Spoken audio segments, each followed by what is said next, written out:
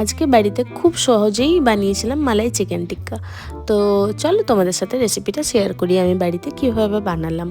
তো প্রথমেই জল ঝরানো টক দই, তার মধ্যে একটু কাজু, কাঁচা লঙ্কা, আদা রসুনের পেস্ট, তার মধ্যে একটু বাড়ির তৈরি ফ্রেশ ক্রিম, চাইলে দোকানের ফ্রেশ ক্রিমও দিতে পারো, আর ভিনিগার, নুন, একটু কিছু ড্রাই মশলা বলতে আমি দিয়েছিলাম গরম মশলা, জিরের গুঁড়ো, এখানে কাসুরি মেথি, দেন চাট মশলা দিয়ে, আর একদম শেষে অল্পখানি কর্নফ্লাওয়ার দিয়ে ভালোভাবে এটাকে মেখে নেব।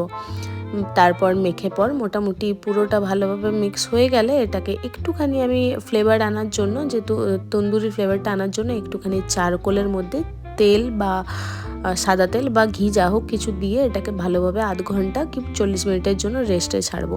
ব্যাস একটা ফ্লেভার চলে আসবে, ভালো স্মোকি ফ্লেভারটা চলে এলেই চারকোলটা হাঁটিয়ে প্যানের মধ্যে 1 চামচ তেল দেবো, বেশি তেল লাগে না এটাতে।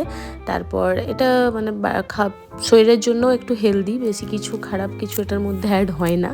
দিয়ে ভালো করে চিকেনটা স্প্রেড করে ঢাকা দিয়ে ভালো করে মশলাটা শুকিয়ে নেওয়া পর্যন্ত রান্না করব। ব্যাস চিকেনও সেদ্ধ আর আমাদের খুব বাড়িতে সহজ উপায়ে বানানো আমাদের এই টিক্কা কাবাবও রেডি।